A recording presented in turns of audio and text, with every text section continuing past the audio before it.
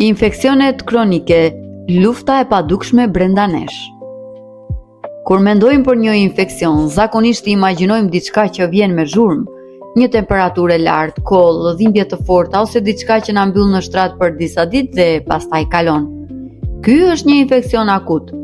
Por imagjinoni një armik që hyn në trupin tuaj në heshtje.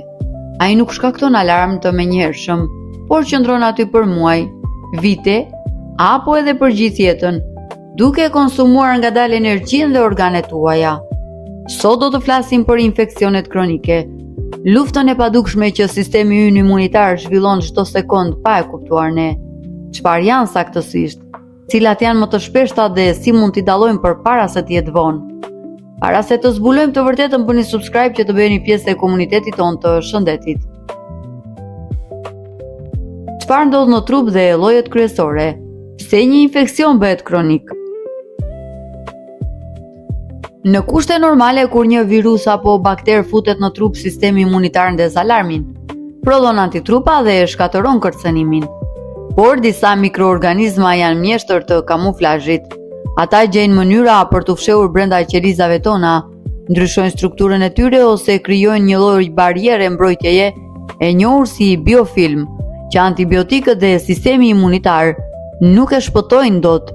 Kur trupi nuk arrin ta eliminojë dot plotësisht armikun, infeksioni kthehet në kronik. Kjo do të thotë inflamacion i vazhdueshëm e i ngadalshëm. Cilat janë disa nga infeksionet kronike më të përhapura që prekin miliona njerëz? Infeksionet virale kronike, këtu bëjnë pjesë viruset si hepatiti B dhe C që sulmojnë mëlçin, virusi HIV apo edhe virusi herpes simplex që qëndron në gjumë në sistemin nervor dhe shfaqet her pas here. Infeksionet bakteriale kronike. Një shembull tipik është bakteri Helicobacter pylori në stomak, i cili nëse nuk trajtohet shkakton gastrit kronik dhe ulcer. Një tjetër shembull janë infeksionet e përsëritura të traktit urinar. Infeksionet mykotike, siç është Candida kronike, e cila mund të përhapet në sistemin tretës dhe të dëmtojë florën bakteriale. Sëmundja e lyme, e shkaktuar nga kafshimi një merimange, e cila nëse nuk kapet në kohë, mund të kthehet në një sindrom kronike që prek artikulacionet dhe sistemin nervor. Rreziqet dhe simptomat e fshehura. Ndryshe nga infeksionet akute, infeksionet kronike nuk ju mbajnë gjithmonë në shtrat, por ato gryjnë shëndetin tuaj nga brenda.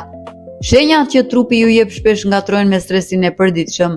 Ato përfshin lodhje të pashpjegueshme, ndjeni të lodhur edhe pse flini mjaftueshëm, dhimbje të lehta por të vazhdueshme të muskujve apo artikulacioneve, probleme me tretjen, fryrje, dhimbje stomaku, temperaturë e ulët, që shkon deri në 37.2 ose 37.5 gradë, pa ndonjë arsye të dukshme. Cilat janë rreziqet nëse lihen pas dore? Inflamacioni kronik dëmton indet e organit ku ndodhet infeksioni. Për shembull, një infeksion kronik në mëlçi çon cirozë, një infeksion kronik në stomak rrit rrezikun e tumoreve, dhe në përgjithësi inflamacioni i zgjatur dobëson sistemin imunitar, duke bërë trupin pret të sëmundjeve të tjera autoimune. Si të mbrojmë dhe si t'i trajtojmë? Mjekësia sot ka bërë hapa gjigant dhe infeksionet kronike nuk janë një më dënim pas zgjedhje. Ja çfarë duhet të bëni? Mos e neglizhoni diagnostifikimin. Nëse keni simptoma që zgjasin më shumë se disa javë, bëni analiza specifike gjaku, urine apo analiza imunitare, zbulimi i hershëm ndryshon gjithçka. Mjekimi i synuar. Infeksionet kronike nuk trajtohen më me një kurë antibiotikësh pesditore. Ato shpesh kërkojnë protokolle specifike antivirale ose antifungale të ndjekura me reptësi nga mjeku specialist. Fuqizoni ushtrinë tuaj, sistemin imunitar. Ndryshoni stilin e jetesës, fokusohuni në një regjim ushqimor të pasur me antioksidant, ulni konsumin e sheqerit i cili ushqen infeksionet dhe rrit inflamacionin, kujdesuni për shëndetin e zorëve me prebiotik dhe flini mjaftueshëm. Trupi ynë na flet vazhdimisht, mjafton që ne të mësojmë ta dëgjojmë.